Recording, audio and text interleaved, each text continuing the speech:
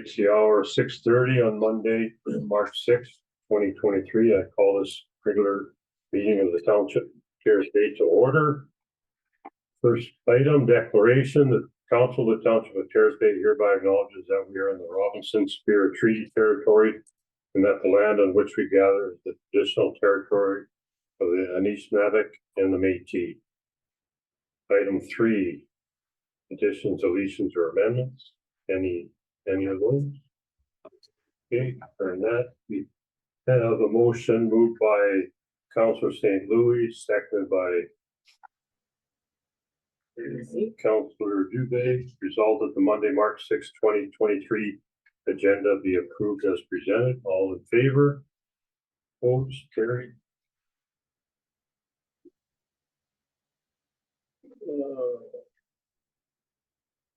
Item 4, disclosure of interest. Any disclosure? Okay. Item 5, adoption of minutes. Moved by Councillor Aduno, seconded by Councillor St. Louis. Resolved that the minutes of the regular council meeting held Tuesday, February 21st, 2023 be approved as presented. All in favor? Opposed? Carried.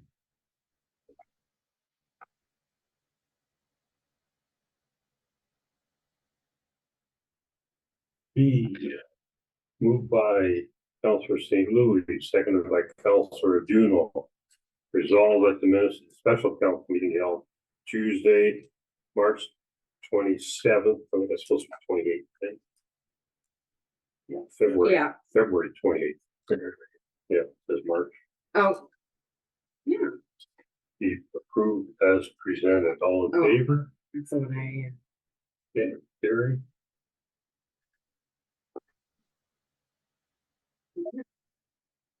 Okay, next item, reports from administration. CAO clerk, John.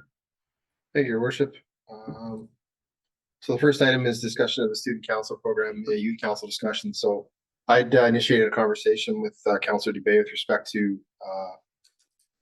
sort of leading a delegation of us to the high school to try and recruit some student counselors for this upcoming session. By our policy, it wouldn't actually occur till next year, but it'd be good to get in there as early as possible. Councillor Dubé had come back with some good ideas, which I believe we briefly discussed with respect to maybe a youth council having some more effect, if you will. Chris, do you want to elaborate? Yeah, it's just ideas. I thought it'd be more,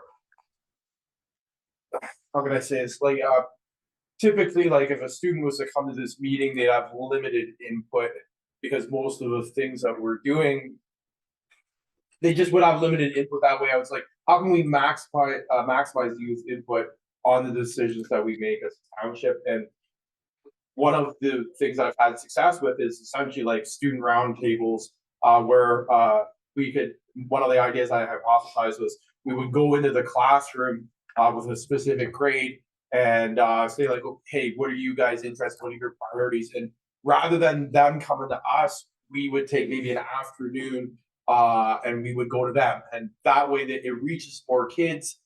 Maybe there are kids who they're not going to put themselves out there to come to here. But it also gives voice to those kids as well. And if there are leadership potentials, then you can build off of that, or students wanted to become more, come to the meetings and whatnot.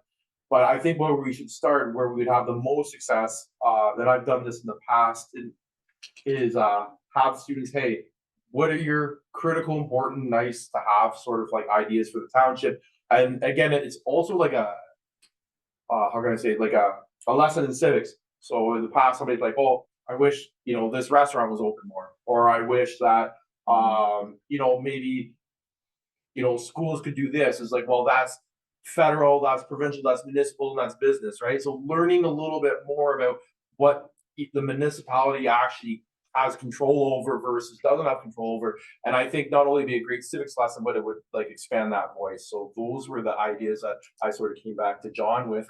But again, it's just an idea. But I thought that would be more pointed to the point. So what grade, Chris? All grades. All grades. So one of the ideas again that we sort of discussed was that maybe we would spend half an hour or 35 minutes with say the grade 9s, then we'd be in, say, the family studies room, which could host that many people, and then maybe have the grade 10s come in, and then maybe have the grade 11s come in. Period. Like again, this is just hypothetical. So like each learning block is 76 minutes. So maybe a half a learning block after lunch would be like that'd be the grade 9s. Then finish it off with the grade 10s. Break. Then it's grade 11s for the first half of the learning block. Grade 12 is the next half, and that's approximately 35 minutes per group. And then that would be enough to have these discussions. But that would be, say, 12:30 till 3 o'clock on a random day that, we're not interfering with sports or other like events. We can pick a day that would fit into the schedule. And then that way every group is hit and every voice is heard. So what would that be, once a month or? Well, I think that could be fluid. I personally, in my opinion, I think just even getting there once. Yeah. Let's just get in once before the school year's over, right? And see how that goes. And then we can also get feedback. Hey, do you want to meet maybe like honestly, I don't think more than twice a year would be needed. Once per semester. That's lots, right? So you'd have the incoming group, and then leading up to summer, where do you think we should do, or where should go? And then that'll also be an opportunity for you guys, perhaps like, hey, we're coming in and we're hiring, and I've shared that with the students at Lake Superior Marine Conservation Area is hiring. You guys are the township's hiring, so that's also an opportunity to say like, hey, like I wish there was more jobs and blah blah blah. Oh, did you know the Tourist Information Center? That's actually what you do, because maybe a lot of these kids don't know what happens at the Tourist Information Center. All right, so it's an opportunity. It's there's learning to be done both ways in my opinion. Okay. Any other comments? I think it's a great idea. I think that's what we should approach it. Bert? One of the things that I don't think we hit there is the thoughts of students becoming familiar with municipal politics. We would bring them to NOMA or something like that, where I don't know. I always hope that it would pay off, that they get initiated into what happens, the whole process, and it may come back in the future. I don't know whether that's relevant or not to. Well, if we had a student counselor sitting at the table, seeing what happened here, what happens municipally, provincially,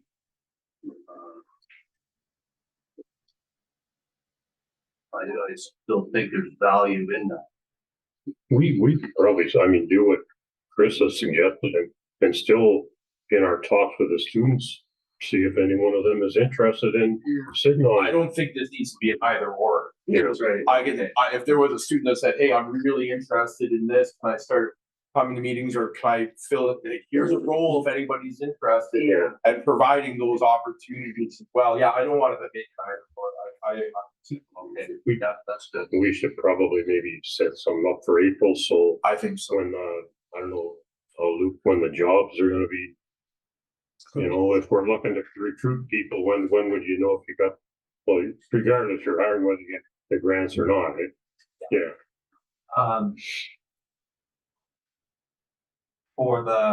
The applications are open currently. Some positions like hire the post-secondary students. Yeah. And they're out for April, but certainly recruiting, will have high school positions. Yeah. Open. Okay. And we can certainly recruit in April, and that still gives it 2 months. Yeah. Expand. Okay. And I don't want this to be like a recruiting. No, we can. But it could be like parts of it could be like. It would be more learning both ways. What are the priorities of the youth? Especially writing them down and document it, and then again being like, well, if it's so a happenstance or just grows out of it, like, well, I didn't even know what this was, or I didn't even know this existed, or that's a municipal thing that you guys do. Well, I didn't know who controlled it. Like, again, I got a lot of questions to me when I spoke about this previously about, like healthcare or education, stuff like that. And again, I always say that's provincial, that we don't have much over it.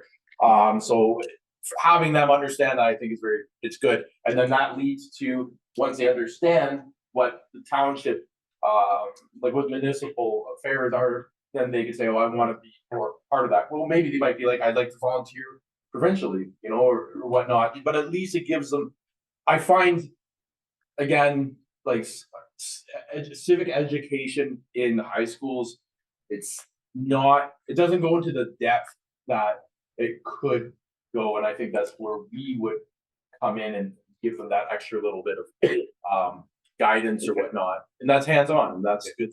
Okay, thank you. Okay, next item, John, amendment to the sale of the property to the MPO. So this is a moving item, thanks your worship, but this is a moving item, a moving target, it won't be an amendment to the sale, it'll be additional. So when we conveyed the 3 properties, you can see on the screen there, 3, 4, 5, and there were, I think part 10 was gone too. We didn't convey part 9, which is a 1-foot permanent easement at the front of the property for groundwater monitoring wells, which actually belong to MTO anyways. So we would convey the rest of the part. It just makes sense to convey that strip to them as well too. We previously conveyed part 8 and part 12, if I'm not mistaken, in back in 2017 or 2018. So it just makes sense. So a bylaw and a new agreement separate for that piece of that strip of property will be coming forward to a future meeting. Just wanted to update council. It's not going to hold up the sale of part 3, 4, 5 for the traffic stop. It was just omitted by them in the agreement and not caught by administration either. Just it's a small strip of land, so Yeah. it's explainable anyways. So but yeah, look for that in a future agenda. We'll bring it forward, pass it via bylaw, just the other 3 parcels. So just wanted to update council. Okay, thanks, John. Next item, Jackfish Bay EAC Fish Habitat and Consumption Meeting. Okay, that's, well, you can talk about it. So this is a group that we've sat on in the past. I believe we've had council representation on it. It was Mayor Davis. So as you were speaking before the meeting, I know Councillor Dubé is familiar with the committee. It's basically surrounding the Jackfish area of concern or former area of concern. Yeah, recovery, I believe. Yeah. So Mayor Davis has just passed on communication asking if we wish to continue to sit on. I'm a council member to continue to sit on. He was putting his name forward as a member of the community to sit on behalf of the township if we'd like. So I don't know if anyone else is interested besides, like Chris is already on it, whether he wants to wear 2 hats or someone else wants to sit on it.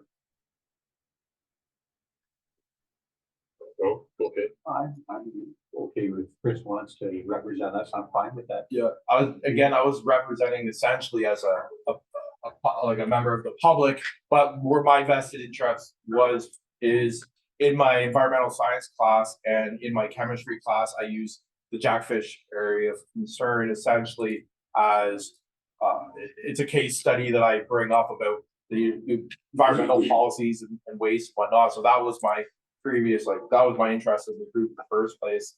And so I would happily continue on as a member of council. Okay. Thank you, Chris. Next item is report appointment of a volunteer firefighter. Thank you, worship. I'll deliver on behalf of Chief Boland. So the Terrace Bay Fire Department has strived to maintain their complement of 28 volunteer firefighters, including a deputy chief and a fire chief, to facilitate the department's ongoing responsibilities.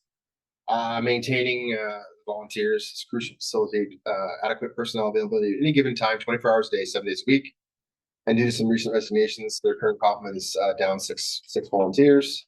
From an ongoing open public invitation to submit applications, Terrace Bay Fire Rescue essentially has interviewed a promising candidate, is recommending the following applicant, for the position of volunteer firefighter, Emma Desjardins.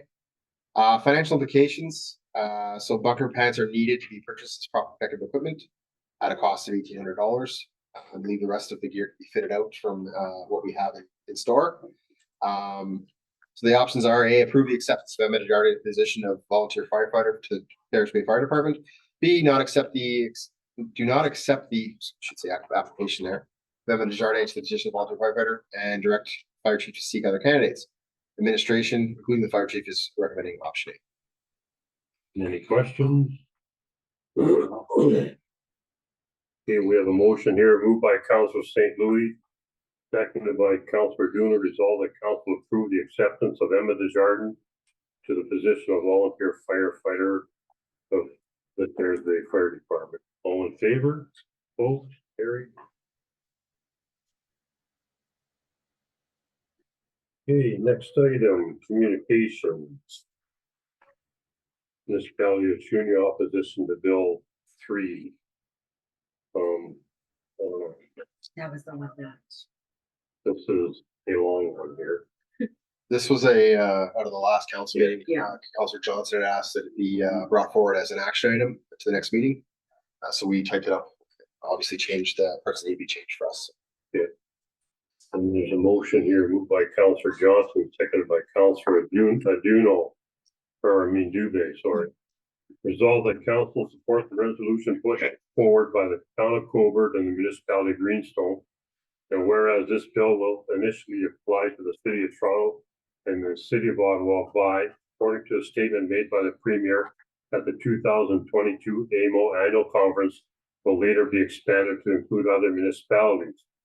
And whereas this will give mayor additional authority powers and correspondingly take away authority and powers from council and professional staff, and will include giving the mayor authority to propose and adopt a municipal budget and to veto some decisions of the council. And whereas this bill will give authority over professional staff to the mayor, including that of the chief administration officer. And whereas these changes will result in a reduction of independence for professional staff, including the CAO, who currently provide objective information to the council and public and will not take direction from the mayor alone when the mayor so directs. And whereas these surprising and unnecessary changes to the historical balance of power between the mayor and council, which historically gave the final say on all matters to the will of the majority if the elected council. So therefore be it resolved that the council of the corporation of the township of Terrace Bay passes this resolution of petition to the government of Ontario. One, that these changes to the Municipal Act 2001 are unnecessary and would negatively affect the township of Terrace Bay. And two, that it is the Ontario government, if the Ontario government deems these changes necessary in a large single-tier municipality such as Toronto and Ottawa, that such changes not be implemented in smaller communities. And three, that the Ontario government should enact legislation clarifying the role of mayor, council, and CAO similar to those recommended by the Ontario Municipality Administrations Association and those recommended by Justice Miracle in the Collingwood Judicial Inquiry of 2022. And four, that the stated goal of this legislation is to construct more housing in Ontario, that this can be accomplished through other means, including amendment of the Planning Act and funding of more affordable housing.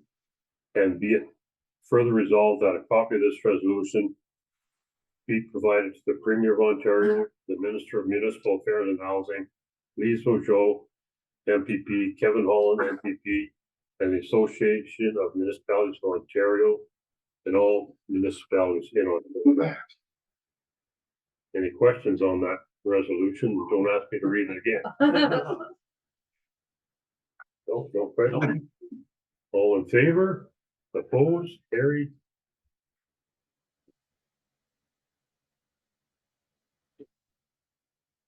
Okay, next item, all information items. No other business resolutions. Any questions online, John? The post up there. Give somebody a chance to type into the chat if they'd like. First call.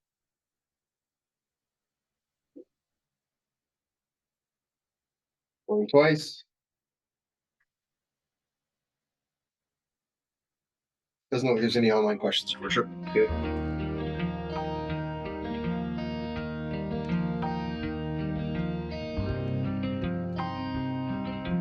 So welcome again to budget meeting number 2.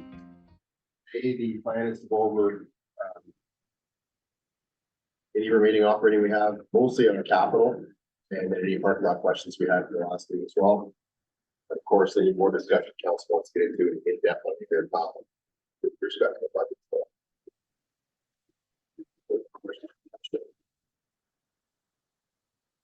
So when we left off on February 28th, we finished the operating budgets. We've been through every department. We were directed to bring forward capital review and parking lot items. So the parking lot items, that Danny and Ryan and I can speak to in a second, were possibly at the highway speed sign. Airport building electricity was high. We pointed that out. We were going to get to that. And the TDHU levy went to buy it. So start off with the highway speed sign. I've had conversations with MPO's public engagement person who set up further meetings to discuss this as well as the community transportation vehicle. Any other concerns we have for Terrace Bay, so we have new contact there. Our former contact is now a manager, so pretty good people. So that speed highway sign and what we need to do, what permits we need to apply for, what paperwork we need to fill out will occur in the next week or two. Ryan, you have received quotes from a different vendor, and Paul, you actually had reached out to the, not the original vendor we talked about, Francis, but the one we saw. The one in Toronto. Ryan, anything to share? We usually do it. Just that it looks like all the quotes are roughly. Yeah, so we did two, if we were able to successfully get a permit for two signs, we would be in the $10,000. Just be aware of that. And that is currently not in the budget, correct? So we would take from reserves or become part of surplus deficit. If we were to get approved in 24, we want to buy the sign for 24 and have them installed for the next 23. Airport electricity, Ryan, you want to, or Danny, you guys want to address that? Yep, went out to that building and found the heat pretty much 20 degrees. We had some conversations, we're turning it right off, but I think we'll see what this does. Also found that one of the doors has a pretty big gap at the bottom, so we're going to find a cheaper to use some the networking the door we use that the fueling attendant uses to go in and out. But, definitely, probably just got the bill out. Okay, thanks. Appreciate it. And TBDA2, what levy, what does it buy us? Danny, do you have a sheet up? Pretty generic. It does give you some idea.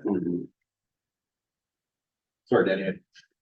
Yeah, I should say we sent it out, so I didn't think we would actually bring it up. It doesn't really tell us much. It's the same TV, so there's where the dollars go to. Just like TDH, we still don't know where they get in for the dollar.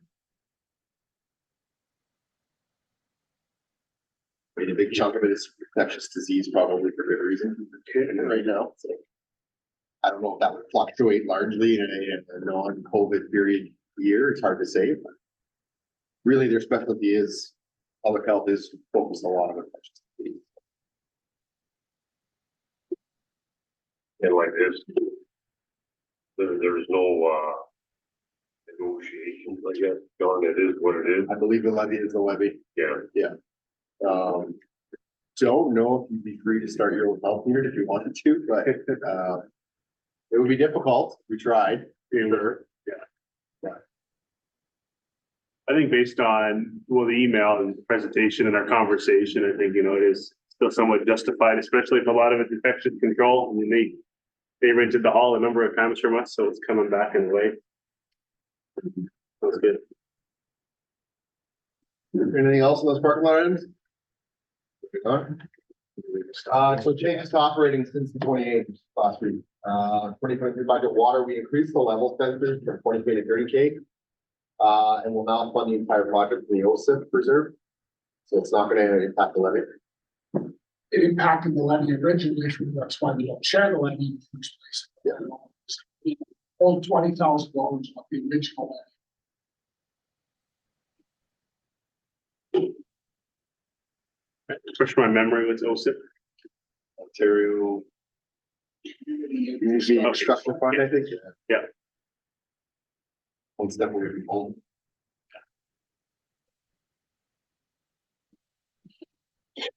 Okay.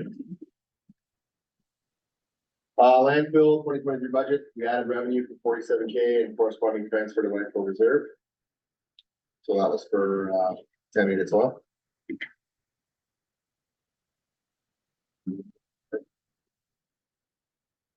Continuing on. Capital review administration.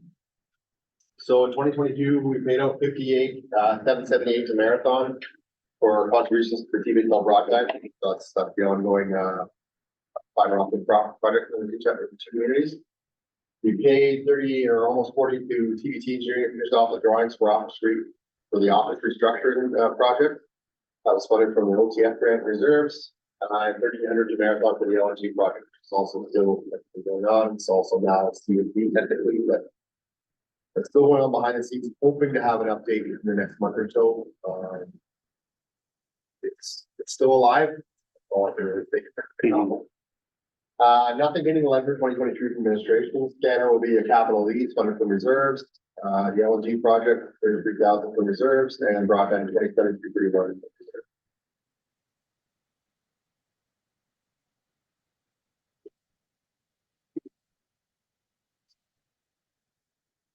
Anything to add to this? No, sure. Capital review fire. 2022, no activity. 2023, obviously major activity. Brand new pump number 1, funded from reserves. And also 12,000 for an e-hydraulic ramp heading to 2023 level. What's an e-hydraulic ramp? It's part of the this job of life. Yeah. Ripping open cars, part of that equipment. So what are we doing with the fire truck? Are we just gonna pay for it, or are we gonna do it over 5 years? Like we just pay for it. Okay. Have the cash for it, so we already have 2 things currently on 5-year terms, the backless. So We just bought it. best. Well, what about the old one then? It's gonna come back from the auction. Chief Bowler and I will work on a report to surplus that vehicle, bring it back to council with a recommendation. Most likely we put it up for public tender. If it doesn't go, we'll search on other options and continue on search on other options. Any idea what it is, what it's worth? The rumor has it that Fort Gary is looking to offer us 20. I know Chief Bowler had said between 30 and 40 before from what he'd seen. Searching online, there's not a lot of verbals. It's right in the front window, he said 20, 20 and 30, hard to say. Really, that's it. The money will be back. 5 years. Yeah. It's that whole NFPA, it's not frontline plumber. My brother-in-law just bought 2 trucks for a month he works at, and they needed frontline apparatus for some reason. Weird. Old fire trucks, they go to die. I don't know what else to tell you. There you go, Gary, your son might get that fire truck after all. Be thrilled. The bylaw officer will be after me for being parked in the wrong spot. I mean, honestly, it could be scrap. There's enough glass, you know, and the pumps in the interior to give somebody else to pick it up. So part of it. The Leland contracting company will bid on the scrap nets. Anything else on fire? Nothing's on fire. Roadways, Mill Road lighting upgrade on a budget of 180, 2022. Project is completed now. No project identified 23. Not a lot of applicable infrastructure grants being offered at this time. We feel it's in our best interest to wait for a funding partner to come available before commencing the project. So a lot of the infrastructure, in fact, all the infrastructure programs are now they're expired.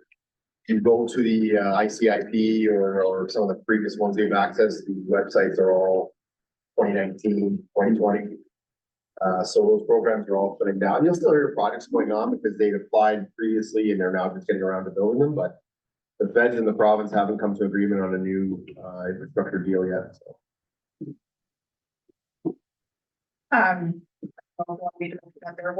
There is a disaster mitigation reduction fund that we have identified. It again would be for 2023, the whole city to plan for a project for 2024, 2025. And the submission date is in July. I mean, there are some grants, but it's not like it was when they launched their big programs. Not like the Konami one. Right now. Yeah. Doesn't mean they won't come up with something, but right now, it's not. They're focused on healthcare and housing. Okay. Yeah. Public Works, 2022, year 2 of trackless payments made, purchase of a bulldozer for landfill for 442,666. 5-year loan to be covered by reserves each year. Public Works, 2023, trackless year 3 payment, bulldozer year 1 payment. And a blower and a V-plow for the trackless hitting the levy for 11 each. Double money on the second one there.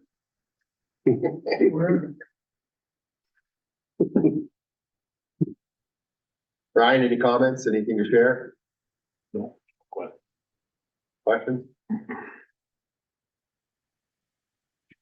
Did you say we have 2 trackless?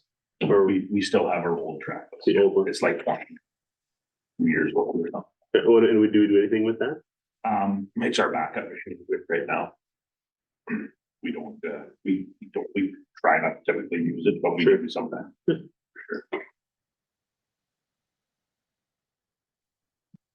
The blower one, did we not have one for the new one? We do. We have it. It's been damaged and that we can't get it straightened back out.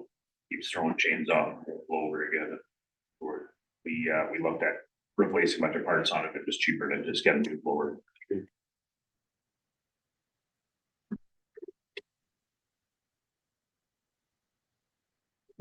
Thanks, Ryan. Something we will consider is possibly surplusing the old tractor. To sell it, so if you will value that, got the variety I have for forward. What's the V 12 or if you have a blower? For wet snow condition, those blowers don't blow the springtime and fall time wet snow very good. They plug up like every 50 feet. So it's been recommended by traffic to try a plow. So try that out. What is that, like 4 feet wide or? Yeah, I think that one's 5 because it'll be in, be out, angle.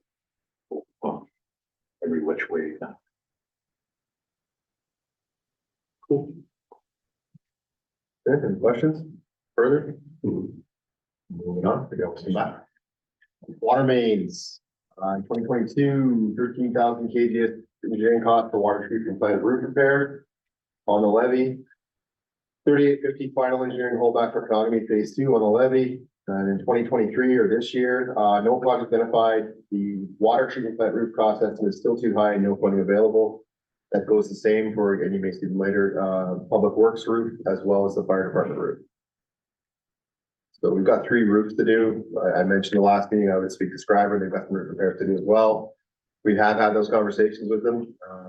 According to KGS, the pricing is still too high and they could retender middle or towards the end of this year to make it a 2024 project. At some point, we may need to just bite the bullet and do 1 roof per year until we get these things repaired. But they do need to be repaired. What is the cost, John? You guys remember? We budgeted 100,000 for one. It's not like 160. Like it's More worried about the water treatment plant, because is that not a joint health and safety issue too? Yeah. So that one we can't put off very much longer, guys. Have money in reserves for the roofs as well, because we budgeted it last year and I think as well. We're well aware that the labor costs are going to continue to rise no matter what. The hope is that materials can even out a little bit at least, so. Yeah, exactly. Like John said, more than likely next year, we probably will start plugging away at one roof. Hopefully find some funding for it, but either way, bite the bullet, use all the reserves on one roof first. Yeah, expended reserve, I should say. When we go for tenders, how far do we go? KGS would probably put it in Thunder Bay and then on Merck's. Okay, because I was, Countrywide, so. I remember when we did this roof. Like the local guys out of Thunder Bay were all over $1 million and we did the roof for like 550 grand. I hope it in North Bay come up. Because we actually didn't believe, we were worried when they quoted, we thought they didn't understand what they were quoting on. We got them to come up for a site meeting. So I'm just wondering, do we need to go farther out? Well, Merck's would cover that. Okay. And I can't remember who it was that come up and did that, but. Yeah, they have to. The one recommendation from KPS as well is to get our tenders out early. So what we're discussing doing was getting ready like late fall on the council to get the tenders out, have it ready for the construction season. They said that would be early. The companies are a little hungrier, and then they might jump on a couple of roofs at the same time. Having trees not a bad thing. Yeah, It is from a cost perspective, but it's not because you can see, cost efficiencies on the construction end because one company should be bidding all three roofs. So you're not getting. and if we had an emergency driver, it's lucrative. We'll try and coordinate that way. But we're conscious of it, we're monitoring it, and again, we may come back to you at some point with emergency repairs or emergency replacements. Beware. Anything else, water mains? Where is that portion of Hudson Drive? Is that by the high school? Oh, very nice. It's basically the whole Hudson Drive. It's the section From Salford to, from the highway, right? Yeah, so Hudson Drive was the 2014 AMP asset management plan. Hudson was the other Canogamy, and it was bigger than Canogamy. Yeah. So I'm projected to be bigger than Canogamy, so. Yeah, it would definitely be multi-stage project. It's huge. Hudson, you recall too, the storm sewer running from about Ross's house down past my place is only 8 inches diameter, and the one we put in on Canogamy, I think is 36 inches diameter, so it kind of gives you a window and where the whole engineering and climate change thing's going, so. We seem to have eliminated the puddling in front of the corner of Laurier and Hudson on my side with some paving, but I'm certainly back, no doubt.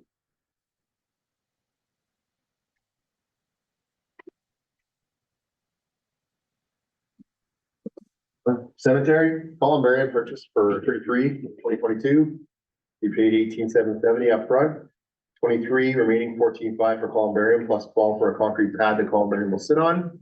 And 3 for the crane to actually lift the columbarium onto the guy.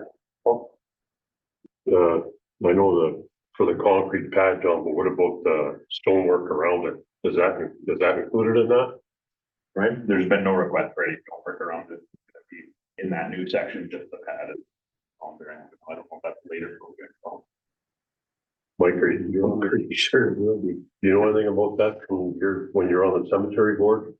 Yeah, when we looked at that, the problem with the stonework was the maintenance and keeping it deep and clean, so they decided just to go with the pad rather than doing interlocking stone. Okay. The total project cost of 48, it's funded from reserve.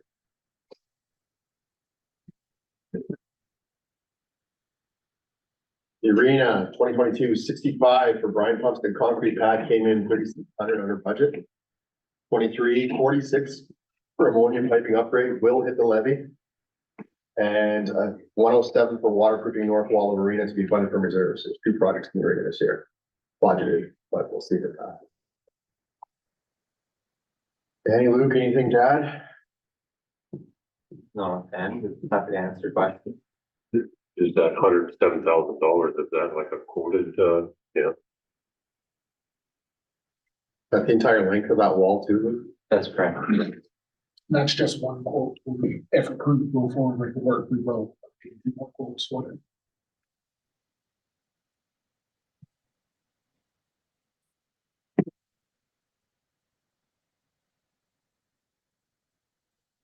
Okay, so not the arena projects we wanted, but we're chipping away at the ancient piece of infrastructure. So.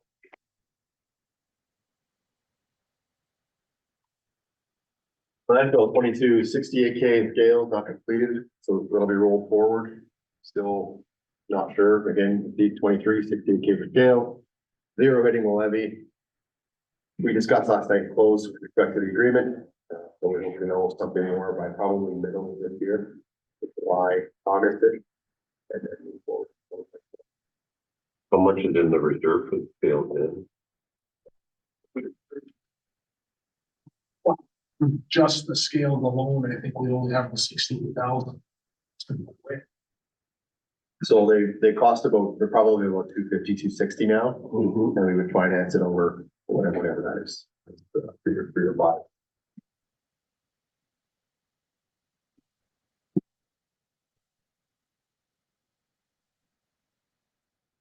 Tourism, Senate signage project, 3,600 under budget, as well as the 8,200 of grant funding received after the budget was passed. Net cost of the project was 7,000 to the levy. Special event tent, 1,500 over budget, 17 of it was grant funding. Net cost of the project was 1,500 on the levy. And in 2023, 10.5 for boiler controls, the cultural center to be funded from reserve. Lou, can you comment? No. Danny? Challenging one on this one was a lot of the both sets of grant funding were received after budget really, so. And we got just more and that was. It's very positive on tourism. Is the only comment, cultural center controls, council probably remember election night, it was freezing cold. This would address that issue. Pretty hot there. Yeah. Lots of those people going around.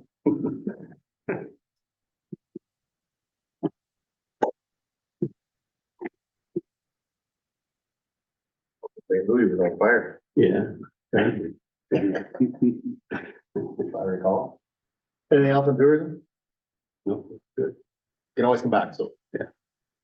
Summary, so 1.07 million in capital work, 990 funded from various reserves, 580 from fire for the truck, 129 from public works for the bulldozer and the trackless, 107 from buildings for the arena wall, 68 from landfill for scale, 33 from the LNG project, 30 for the infrastructure for columbarium, 27 broadband project, 10K unexpended for boiler controls, and 4K for municipal modernization for the scanner copier. 80K hitting the level. Years past, council will recall, we usually hit the levy with anywhere between 200,000 and 300,000. But lower this year because we have funding to. With, so we're best just favor money this year and get the funding and use that for 10, 20, 30% contribution. I would caution, don't get used to 80K over capital. Yeah. Well, and honestly, guy, I mean, I just say well done. I mean, there's not, even all the projects listed here, like we have much of a choice on. Other than just to not do maybe the arena, but. I mean, so, yeah. So where everything sits today, 2022 levy after growth. 34,26,68, so 3,426,058. 2023, 3,550,026, difference of 132,57.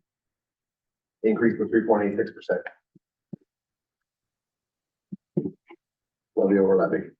I think last year was about 30-some thousand each, the difference. Yeah, Danny, do you recall what the 2.1 or something? No, it was actually under 2. Yeah. 2.97? We're at 2, not down here. Most municipalities in the region are seeing anywhere between a 3 and a 7. I've seen somewhere as high as a 7 actually. So Around the province, I'm seeing 4 to 6. Same thing. The news I read in the mornings. We're not doing too badly that way. Well, here's what you gotta look at. Probably 90% of this increase was uncontrolled. Cost of chemicals went through the roof, cost of fuel went through the roof, inflation hit us. I mean, a lot of this stuff we can't control unless we start swinging an axe, right? And that's an option, don't get me wrong, but 3.8 is probably better than I thought. I thought you were coming to us with 4.5. we were there at one point, we were over Yeah. 4 at first. So, I mean, although I don't really like it, I certainly don't hate it. At least we don't like it, not because of these guys. No, well, it's, I mean, you're right. You can go talk to any other municipality and I mean, just look at what Greenstone put forward. Danny, I know I talked to, what would the impact be if we use some of our surplus to lower that a bit? Well, if we could lower it to whatever we wanted based on letting something ride on the surplus, right? So What about our sale of the land? That you have? the sale of land right now, we have going into reserves. I mean, every 30, we're up to about $37,500 we take out, lowers that by 1%. Maybe I'll keep going. We'll come back and talk about that because there's some other slides here that have some of the information.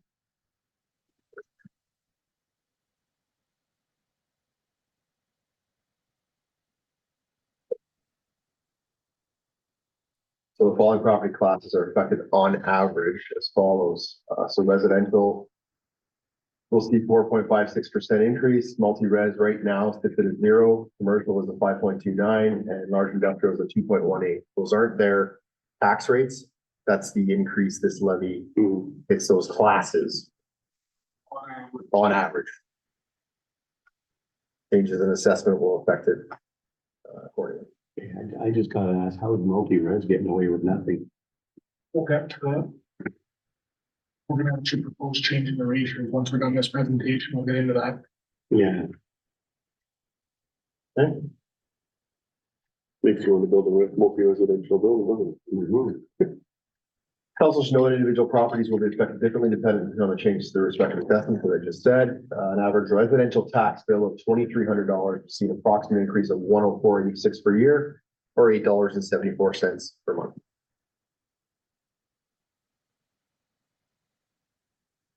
So with respect to getting to a number on the average residential property, we can adjust the ratios, we can reduce expenditures, council can send administration back to make some cuts. We can cover more with reserves, we can increase revenues. How are you gonna increase the revenue? Those fees, Find more grant funding. find grant funding. Upgrades, Toll road. ratios. Toll road. Anyway, that is actually it. March 14th, next meeting necessary. We have ample time today to continue discussions, so I'm assuming we'll keep going here. Danny's got a couple of things to go through. And then budget is still, of course, scheduled to pass on the 20th, unless there's any major changes from council. Danny? Well, it's not very normal. Still that, but the change in the total levy, the residential rates are going up 4.56%, multi-res is staying at 0. Commercial is gonna go up 5.29 and large industrial 2.18. What we'll be proposing to council today, and I'm not gonna get into all of the back details and everything, but we adjust the multi-residential ratio to 2 because what we're restricted when we increase tax levies on how much we can apply to each class. So that basically protects things like multi-residential or large industrial. Well, we raise our taxes, by $1 million, the bill can pay for it, right? We'll make our citizens happy. We can do that. So by adjusting the multi-residential ratio to 2, we'll actually drop the increase. Doesn't change how much money we need. The levy is still the levy. That'll never change unless we decide to. But in this scenario, if we adjust that ratio, drop the residential average increase by 0.04% and raise the multi-res by 0.51, drop the commercial by 0.04 and the large industrial up by 0.03. Now, this is the funny thing. What all that means is because we are a small municipality, we will take $700 less from our residents, tax the multi-residential class by almost $500 more, drop the commercial by 134, and increase the large industrial by $400. That's the impact that has. So it's small, but I mean, every resident in town would possibly agree that, yeah, let's pay $700 less, right? And the levy increase now will see a small $500 increase to the multi-res, but they're picking up their fair share of the slack.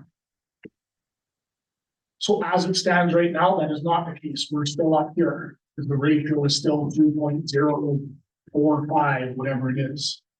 And the lowest we can drop that to is a 2.0.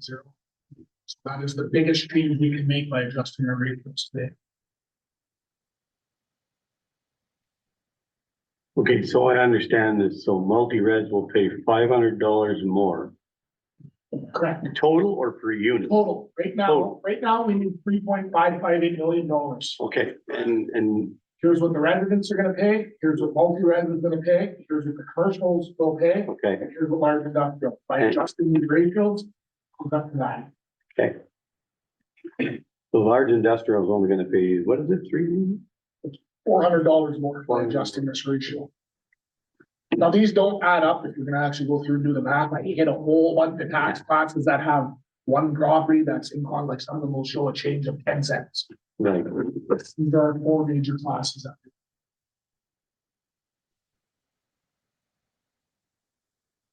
Again, because we're a small municipality, these changes are inconsequential, you can almost save, but any dollars we can save the residents would help, right? So we go to 4.5 on residential from, No, that would be the average increase. You gotta remember, these aren't our tax rates. yeah. 0.56, we go to 4.52, right? Correct. That's the only number that matters when he's got to stand in front of Al Cresswell. The only number that matters is they're gonna ask. That every citizen in town's gonna ask them what their rate is. Right? Again, that's not the rate. That's not the rate. That is not the tax rate. That is how much it will go up by. That's right, that's what I mean, yeah. Like, they're gonna wanna know what their increase.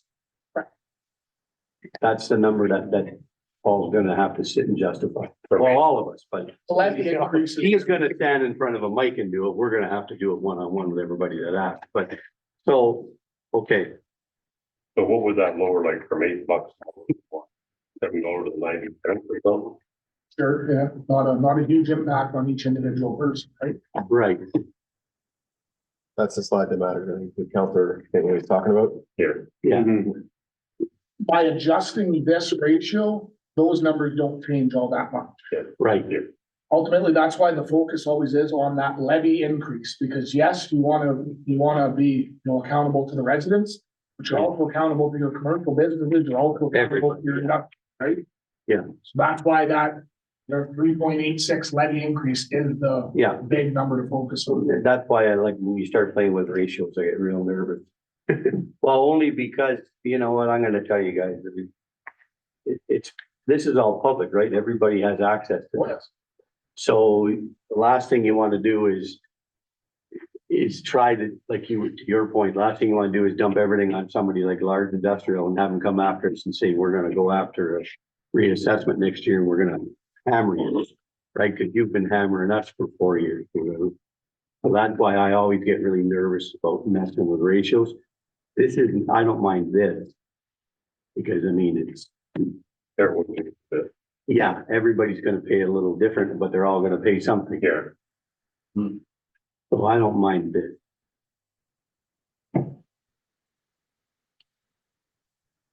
I don't know how the rest of you feel about it, but. What do you think, Gary? I think given the climate of where we're at in the world right now, I'd say you guys did a really good job of doing the best you could so far, so. I'm still new at this, learning through it all, but. Because the only other option we have is to pull out of reserves, right? To lower, Well, we have, yeah, Which honestly. out of the surplus from last year. Which we will want in the next couple of years when we have these major infrastructure things happen. Exactly. So, Sometimes you cut your nose off to spite your face, you take it now, and then when you want it in a year for a project, you don't have it. It's hard to make that money back once you spend it. that's right. Especially, yeah, depends what you spend it on, but yeah. If you wanted to adjust that down outside of this ratio adjustment, the easiest, simplest way is to make cuts. Simple as that.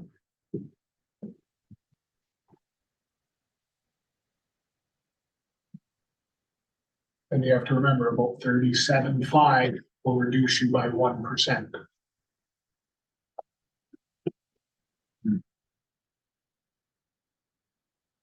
Dan, do you have an estimate?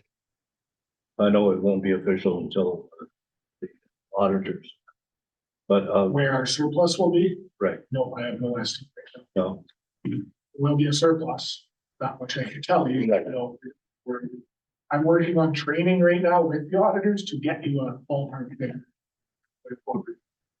Last year I didn't estimate, that was wildly inaccurate, so. I'm gonna give an estimation for now. In future years, yes, I will bring you a better number. Okay. Anything council wants to revisit in terms of departmental or operating? Or capital? That being said, if there isn't nothing wrong, you think about it. Financing our reserves. Just to show you where we're at, so we'll go through it line by line, our energy retrofit. Now, these opening balances will change if the interest last, you can apply or any small adjustments from the audit, but. For the most part, they're factual, so $85,000 in our energy retrofit line. This year we will be spending possibly $33,000 out of it, leaving us with $51,000. The administration reserve, we have $102,000 in it, and we will be transferring in land sales of $160,000, spending $50,000 for our insurance deductible when it comes. So it'll leave us basically at a $211,000 balance. What does the administration reserve go for? Any type of administration projects we see fit, Is there anything coming up? just the insurance deductible. For the water treatment plant. Sorry? That's for the water treatment plant? Yes, correct. Like you said, I mean, if we wanted to buy new chairs for council chambers, we could spend it on that. These ones that we get to the total discretionary up top. We're accountable to the public that when we say we're putting, $25,000 into our administration reserve, that we spend it on administration. At the end of the day, if we had a catastrophic event where, pavement collapsed and all that, we can spend all of this money in it. Yeah. You might have the citizens say, you promised to put that away for a fire truck, and you say, well, it is what it is, right? You guys have to take the heat for it, unfortunately, but the most part, these are identified specifically for specific items, and that's where we should be spending the money. For the tax reassessment, this has been a balance that we've just been carrying for years now. It's a small amount, and hold it the same amount this year. Landfill closure and post closure. Now the auditors have identified that this one is underfunded by almost $700,000 at this point, based on estimated closure and post closure costs in 15 years, whatever we have left in our landfill. We will be adding $77,000 to it this year, our contribution plus Strider's contribution, and then we've already billed 2023 amounts into this as well.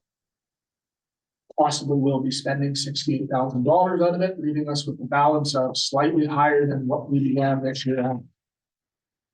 Public Works vehicles and equipment, we have 225 in there right now. We will be spending 129 on the first full year of the bulldozer and year 3 of the trackless, leaving us at 95,000. Now you will notice if you do the math on this, we will run out of money in this account funding those two capital expenditures. So at the end of this year, the recommendation will be to put some money back into this account from the surplus, as well as hopefully possibly the sale of the bulldozer in here as well, to keep that reserve funded. Economic development, $13,000 in it, and plans for it for this year, it'll close at the same. Cemetery, now this isn't our care and maintenance fund. The care and maintenance fund is totally separate. It's its own bank account, and we, from everything I can tell, are not allowed to touch it. Not even for expansion or anything. It's basically money that goes in there and you never touch it. How much is in there, Dan? 75,000. And what's it for? Sir? Care and maintenance. But you can't spend it on care and maintenance? You cannot touch the Sorry. principal. Yeah. Oh, I see. I got Spend you. the interest Okay. on it. No, I got you. On care and maintenance. No, I got The you. interest Okay. isn't a. No, I'm with you. I just missed that part. Yeah. This cemetery reserve is what we can spend on whatever we Yeah, no, want. so it's good. And you'll notice the column Berry isn't coming out of there because we have money in it. The health reserve is 42,000, same thing, or 43, no We plans for it Can this we just year. pause there? So I know they said there's not enough money there to cover it, but why would we not apply that to the culinary? Like, We'll get down to the column Berry further down. Sure. If there was, there's $3,000 in it. If there was 10,000, I wouldn't split it rather than trying to transfer it. Again, we can take out of any of these ones we want, right? See it come up. fair enough. Building $116,000 in the reserve, we're basically gonna spend that entire reserve on the north wall of the arena, dropping this down to $9,000. Community development, we have $28,000, no plans for it this year. We're just blank for water, wastewater, $583,000. No plans for it this year, it'll close at the same plus interest. This is also an underfunded reserve. According to our drinking water financial plan, that should be up over $1 million. Now, there's debate whether when we close our year out, that we should be transferring the surplus from the specific water account into this reserve. Something council's never chosen to do in the past. It's something we will recommend again this year. Depending on what our surplus shapes out to be, we will recommend some go to wastewater, some go to the public works vehicle and equipment, and then possibly the rest just be general surplus. Where did last year's surplus go? We left it all in general. You don't see your general surplus in here because your general surplus is basically like the equity in your business, right? So if we're gonna plan to use any of our general fund surplus, we actually budget for a deficit. Let's say we are gonna lose $300,000 this year, put in a fictitious line basically saying we'll fund it out of that surplus for the 300,000 to get back to our zero-based budget. So there is no reserve transfer, there is no specific line item that you'll see that money in. It's just our general surplus. The only time you'll see that number is when the auditors present the statements and they highlight that, and we talk about it at length. Fire department, $560,000 plus the $30,000 that we will add from the revenue we collect. If you'll recall that all the highway calls, they go on to collect the revenue. But we spent it all basically this year on new fire truck. It's down to 6,700. When we sell the old fire truck, we'll put that right back into this reserve. Infrastructure replacement, we have $860,000. We will be adding the Norge Year 2 funding into it. But we will also be spending the remaining columbarium costs out of this account, plus the $20,000 you'll recall from Parkway assessment in the operations, leaving us with a balance of $892,000 for the year. Now, this one has the Norge funding we put in. This is a restricted funding that we can only spend it on industry-related expenditures, I think it's called, John. Anything to do with forestry or mining or any of that nature. So this isn't a free-for-all account like you'd think it would be for infrastructure. For the 164,000 of it is noise. The rest of it is just our infrastructure fund. Infrastructure is a very broad term, so it's basically anything we want. The unexpended fund has a very specific, we put items in here when we tax the citizens for it and then don't do the project. So we obviously identified the project, we want to do it, but we don't want to tax them again for it. So this is made up of the arena roof beam that we are no longer doing due to engineering recommendations that it's not necessary. It's a small amount, so that's $7,800. We would recommend in the future possibly using on any other arena project. The landfill expansion survey, $37,500. Cultural center boiler, $40,892. Now you'll recall when we talked about the cultural center, we were funding that out of this. We have trackless money in there we can still spend. So the fire hall and public works garage roofs, we have $148,000 in this reserve for that. And the water treatment plant roof, we have $85,000. So when we decide to move forward on it, we're already have some money set aside for those programs. And then the public works garage overhead door was moved out, expended for $11,000, and we're happy to report it's currently being installed today, right now.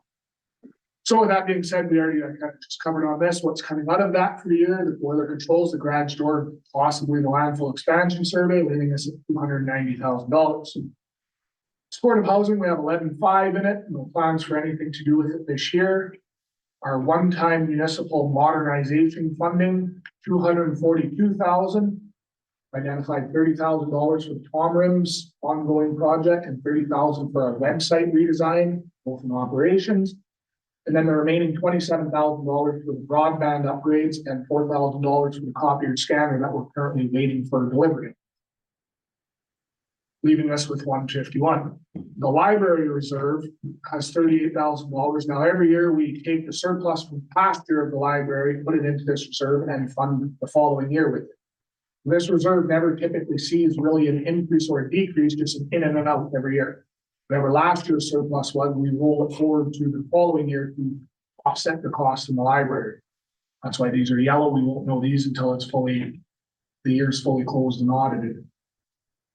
Tax rate stabilization. Now, this is another one that we always could use to lower that number as well. It's $98,000. We'll plan for it this year. And our MAT tax reserve is $44,000. These numbers are estimates because they're based on how much the hotel was used. So we budget the 20 to go in. Normally, we've never budgeted anything coming out, but this year we've identified interpretive panels and information wayfinding plans or panels to come out this year. So we're basically going to come out even for the year. Well, all those add up to basically $4 million at the start of the year of money we can use on whatever we want based on these groupings of departments.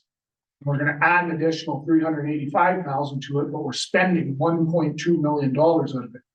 So we're starting the year at 3.96, we're ending the year at 3.14. So when we keep that 3.86 levy increase down by using reserves, this is the net effects. We're dipping into our reserves, but not by, we're not depleting it by half or anything crazy like that. Further down, now these are the two reserves basically that are heavily regulated. We can only spend it on very specific things.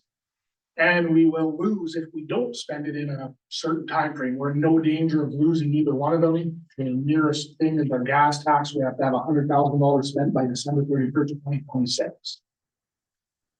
Sorry, that's the OSIP money. So then here we have $300,000 in our gas tax. We'll be adding 106. There's no plans to spend any of it this year.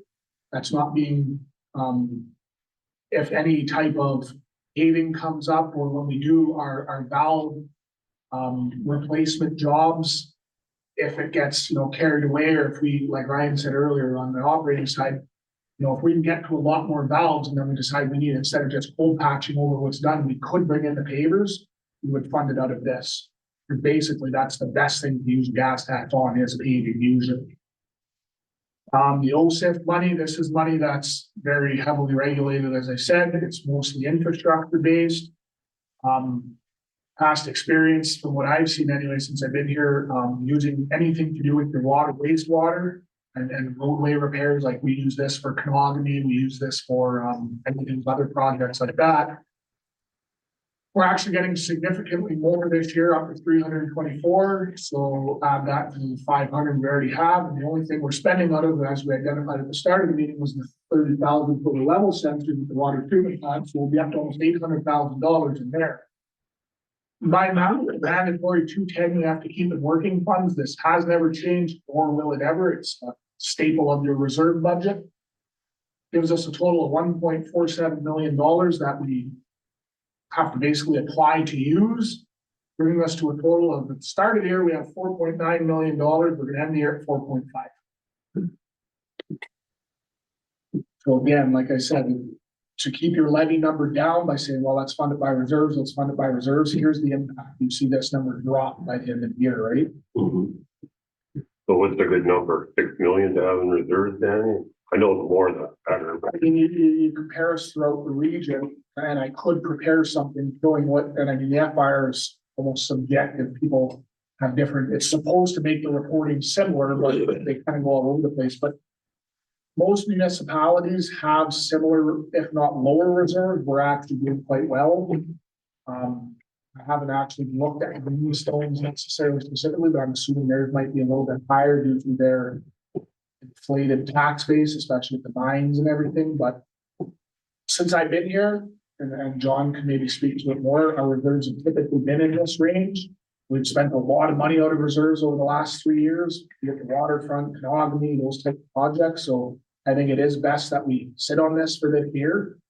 We're not spending a whole pile out of it. The money we are spending out of it is either very necessary or very, well thought out. So yeah, we're comfortable with where we're at right now. So that OSIP fund, can you use that for the roof at all? On the water treatment plant Yeah. possibly, but on the roof on the rec center, no. No, we couldn't not- do that, but just think. It wouldn't hurt to ask, and like, if we identified that we want to spend all our OSIP money repairing all the roofs, email, I talked to our project analyst and we possibly could. Yeah. But I've also seen where they've approved things and then came back with a new analyst and said, no, you can't do that. Right. When it's subjective, right? Like again, with Yeah. gas tax with paving, they're never gonna come back on you with Right. that. Right. But sometimes it's very subjective to the analyst. I submitted. The first year I was here, I submitted our project costs for paving, but I called it patching. Because we didn't pave, all of a street, we patched, Yeah, 20 feet by 30-foot section, made the findings. They said you can't patch. Well, we actually paved this amount. No, well, if you paved it, then you can use the money. Oh, so that's why I talked to Brian. We never say the word patch when it comes to paving. Well, that's how subjective they can be. I mean, not so much even for this year, just thinking, moving forward, if that's sort of the intention, I mean, that is a critical piece of infrastructure, and I go, it's a water treatment plant that needs, if you don't have a roof on it, then we're not gonna have clean water, so. To be clear, we have a roof on it. Well, yeah, Yeah, but my point is, if it fails and we don't have a roof, we're gonna have a serious drinking water problem. yeah. But the roof, Ryan, correct me if I'm wrong, it's more of a safety thing than Yeah. anything, right? It's, Yeah, The roof isn't gonna fail. No, it's It not. doesn't meet. I know, I'm with you. it's, yeah, it's always built on, it's a design flaw, I guess. I guess, well, still, same principle applies though. If our Aqua representative goes to walk in the building, the ice falls off the building and kills her, you don't have clean water. So,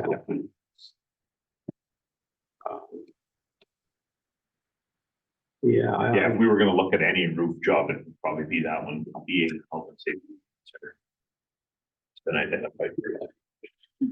With that being said, correct me if I'm not, the fire hall and the public works graduates are in danger of failing. So yes, it's a health and safety issue in the water treatment plant, but I mean, you could also say it's a health and safety issue with the other two, right? You just put a $600,000 fire truck into that fire hall. It would be a shame if the roof failed and something happened to that fire truck, right? Or It'll- more importantly, one of the firefighters. Yeah.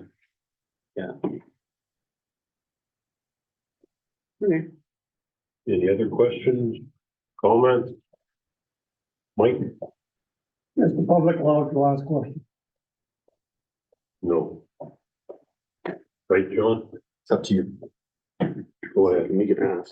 I mean, it's an open public meeting, so I want to make sure if I can ask a question. There is no question period on the agenda. It's up to council Okay. ultimately. So Paul said, go ahead. You gonna, go ahead, Mike. Paul said, go ahead. Question to the treasurer. So- the house that it's at. That question goes through the chair, not directly to the treasurer. On the house that is assessed for a taxes of $2,300, what is the value of the house? Give or take 80,000? Pardon? Give or take 80,000. Okay. So I don't understand why you smiled when you say, okay, what is that? Well, the reason I asked is because I don't know of too many houses in Terrace Bay that are valued at $80,000. The majority of the houses in Terrace Bay are valued at 80,000 or less. Well, I'm looking around at what houses are selling for. What houses are selling for has nothing to do at this time with what they're assessed at. When MPAC reassesses, it will affect the reassessment, but currently it has nothing to do with what they're assessed. The market has gone up, yes. Yeah, but what they're assessed at right now has nothing to do with that. MPAC hasn't done a reassessment since 2016. Thank you. Any other comments from Kurt? One of the lines kind of intrigued me, when you said that the taxes have paid for specific things like the beam, there was a couple other. The unexpended reserve. Right. And so the ratepayers have paid for these already. And they're not needed. I wouldn't say not needed, Well, the Just- beam, not done for one reason or another. right. the beam, for a specific example, we had identified that there was a crack in it. Right. The engineers have determined that it is not at risk for anything. It's not to say we won't ever fix it, but we've been told, you want to elaborate on that a little bit? There was a crack in one of the metal beams. A vendor was brought in to repair that. When they were repairing it, they had identified further down that there was another potential crack. So effectively the same amount was budgeted to repair this further one. When we had our engineering firm in town, last summer, he came and he looked around the arena and he said that it was not a concern and that there wasn't really value in fixing it. It's not an issue it's not an item to fail. Within that, we were struggling to find a vendor to actually repair it. And then based on the engineering recommendation, we complete that project in 2022. And that project had been identified 2 years prior as well. We've been carrying that since I've been here. Right. Just that one there as an example though, haven't the ratepayers in fact paid it forward? They paid for something that we're not going to need. Caution you on saying not needed. It's not that it wasn't needed, it just hasn't been done for one reason or another. Current unexpended reserve, the arena roof being we already spoke on, the landfill expansion and surveying, we're absolutely gonna do. Oh, It's just a matter of when. Cultural center boiler, we this way because when we originally taxed the citizens for it, we were doing more work than we were gonna do a whole host of controls and all that. We determined that it wasn't the best solution at the time. Well, since we taxed the citizens for that specifically, we put it into the reserve. The trackless was put in there the first year I purchased it. It was actually error on my part, my first year. So we'll actually fund the trackless out of that and use that money up. The fire hall, public works garage, and water treatment plant loose, we're absolutely gonna do. We've already taxed the citizens that amount of money for it. We're not gonna tax them again, so we put it into a reserve. We're basically just putting it into the bank, so that when we go to do it, we don't have to tax them again. And the final one is the public works garage overhead door, which is a prime example. After we identified to do it, we said to the citizens, we need $11,000 to do it. Couldn't get a vendor, so we put it away into the bank. Now this year, we're gonna do it for that $11,000 and it's not hitting budget. We don't tax them again for it, right? And now we're not also taking it out of, say, our building reserve or our infrastructure reserve. We actually set that money aside specifically for that. Make sense? I was just thinking that if the engineers say that we don't need something that we've already got the citizens to pay for. The 7,800, that's why I said right off the start that if we're not doing it now, we can use it to do the blue skin on the wall this year. We could set it, keep it aside for whenever we do get to doing all the piping in the floor, say, we would absolutely use it. We won't just leave it there.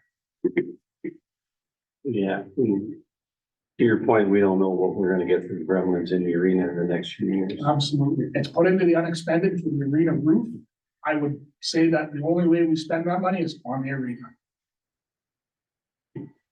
So with the arena, the $107,000, Danny or Luke, and now with one quote, what happens if it comes in that you get two more quotes or? So it comes in less. Yeah. We spend less money out of our buildings reserve. Comes in more, we spend more money out of our buildings reserve. So that $107,000, does that guy get a re-quote or is that his cost? That'll be his cost. He was pretty firm on it. I think he gave us till the spring. He knows it's not gonna be until this spring, so. Yeah. And that 107 is not on the levy. Correct.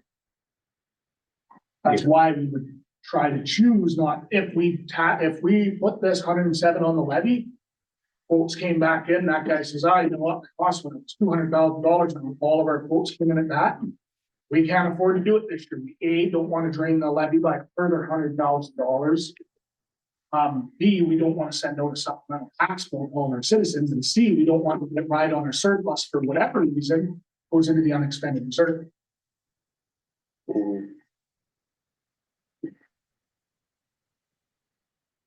Yeah.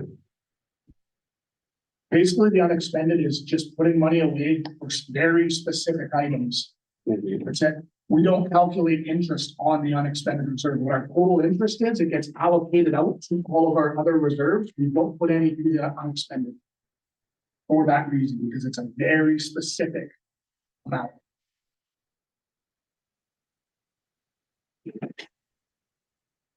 Any other questions or comments? Anything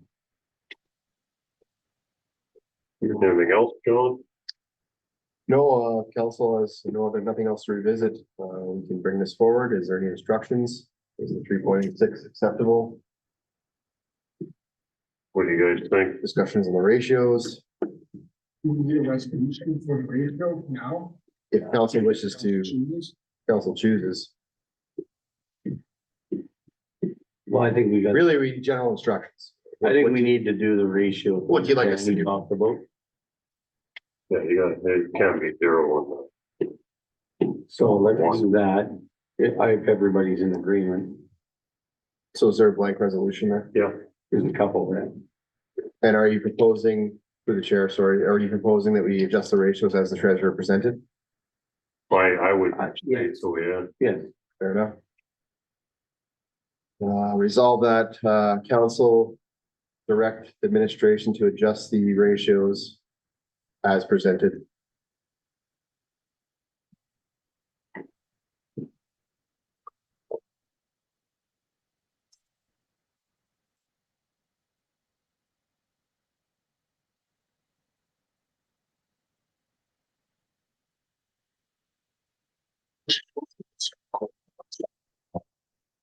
Hale, we got that.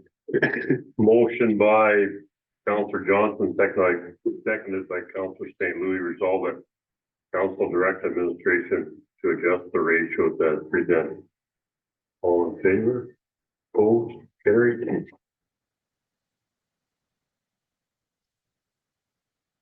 Okay, so, I don't know if we need. Your worship, it's 10 o'clock, maybe take 5 minutes. Okay. Council can regroup, come back. If we need to adjourn, we can. If council thinks of something during the break, we can come back and discuss that or adjourn.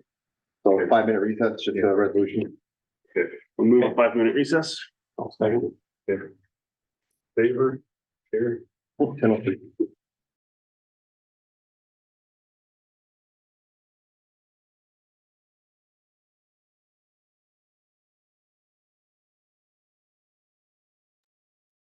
Going back to order.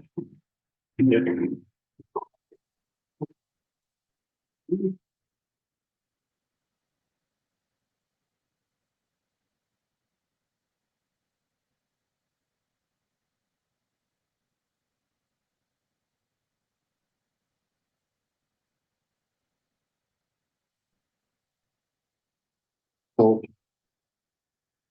that's where we stand today. We took 5 minutes. Council have any further observations or direction on where they'd like us to go beyond the resolution we passed for adjusting the ratio? Keeping in mind the ratio adjustment is very minimal impact, so. Oh, Danny, do you want to go through the sheet? I just wanted to highlight this to council, for the councilors and past terms, and for the new council.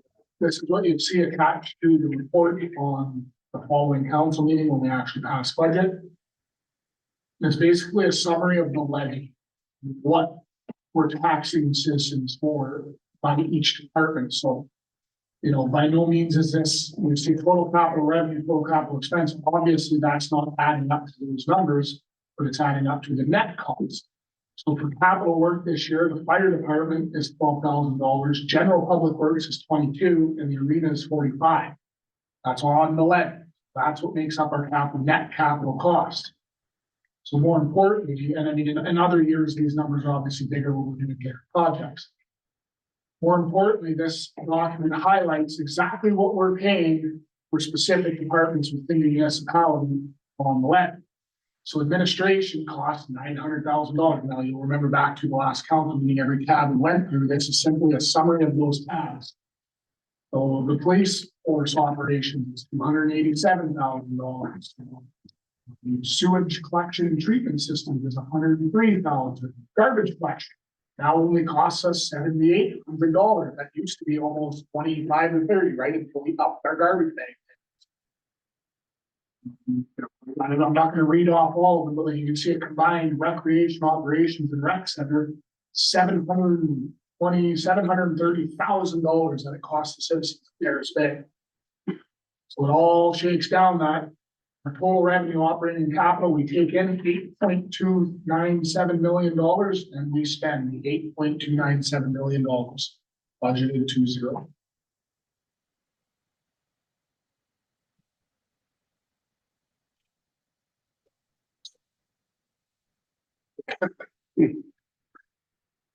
Any questions on that?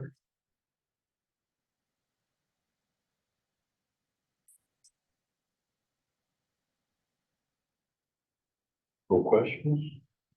I guess the next question is, do we need a meeting on the 14th? Or is everyone good with everything that's been said the last two meetings? Are we good with 3.86?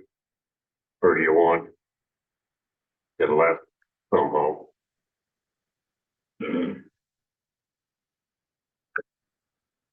I don't see, unless we're gonna start dipping into reserves, I don't see how we go.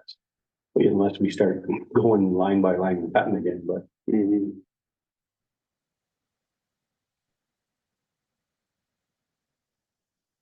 I think this is it. And I know administration did before when they showed us that they already did cut, right, John? When the department members come forward to Danny will screen.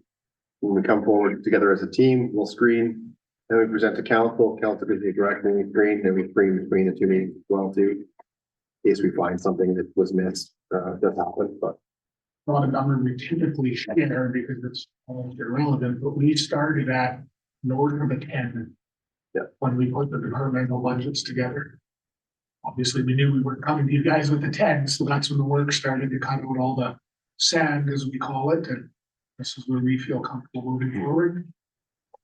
It's not even necessarily saying it's, I mean, some of it is, but some of it's projects that we just Absolutely. don't fit in strategically within this year. I mean, we are facing inflationary increases to things like fuel, wages, electricity, and other heating sources. So we're conscious of that when we bring forward. Really, the number Danny just spoke of, the 10, the 3.86, that's the flavor administration has to what past councils have done and been comfortable discussing. If we felt strongly to bring forward 5%, we would have. So just know that's the thought process that goes through administration, through our table before we bring you the budget. So yeah. There's lots of projects we could figure out a way to do if money was no object, but that's not the case, right? We're using taxpayer money here, so we are responsible with it as much as we can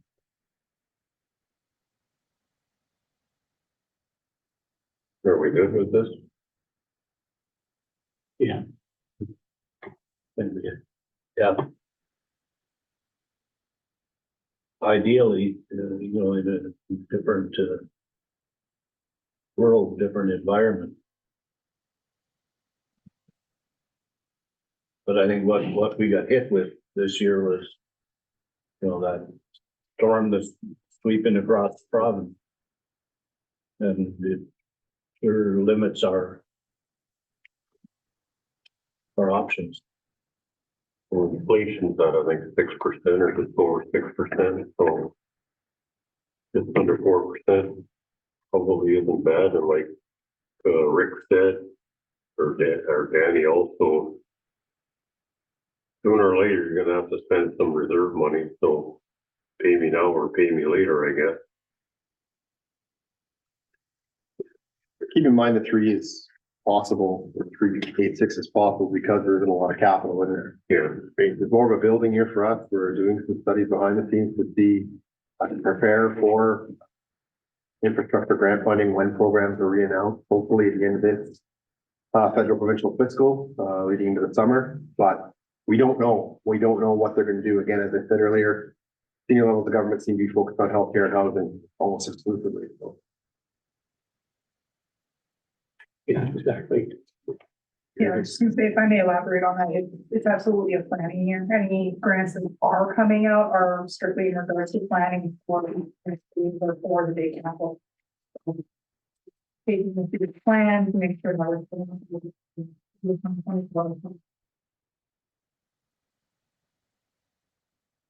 No other comments?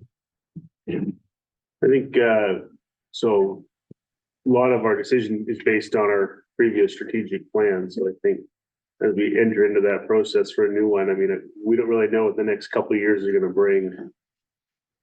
You know, nationally, internationally, provincially, whatever else. I mean, this could be the easiest budget of the next 4 years in some ways. So, you know, maybe as we plan to the future, I'd say we want to maybe have a long-term strategic plan, but also a short-term survival plan as well, basically. Just to see how things play out. We don't know, we don't have a crystal ball, but. There are a lot of, I guess, projects that have to be done, like the roofs and all that. Yeah. Like you said, I mean, sooner or later, you're gonna have to bite the bullet, can't keep putting it off, so. That's right. So, Yeah, artificially lower the rate now through reserve is not a great idea because like you said, if we don't find grants for roofs, we're gonna be spending our own money. So I don't really want to do that. So, like, I mean, if we have to do it, we're gonna do it, right? We're not gonna let a roof fail.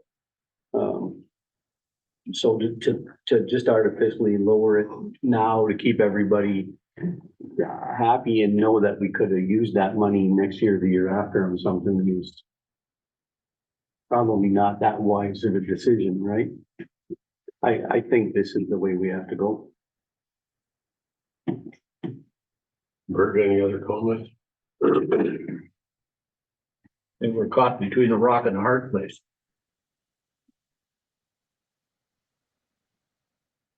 We know that we're gonna have some things come forward in the future that have to be dealt with. And as Rick said, that artificially lower right now.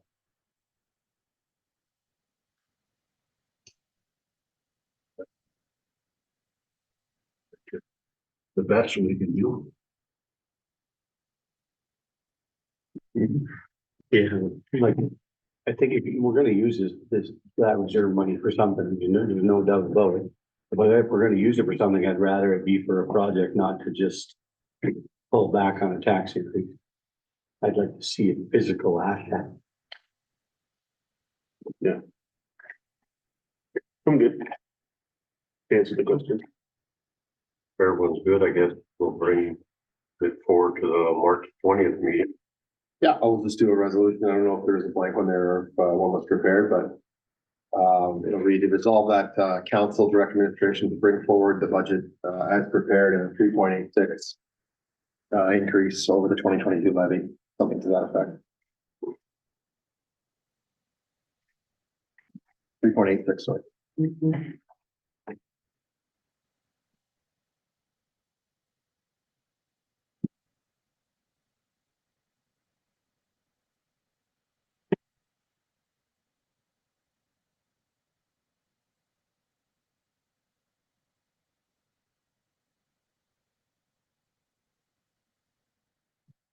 Okay, moved by Counselor St. Louis, seconded by Counselor Johnson, all that council direct administration to bring forward the budget at the proposed 3.86 to the March 20th meeting.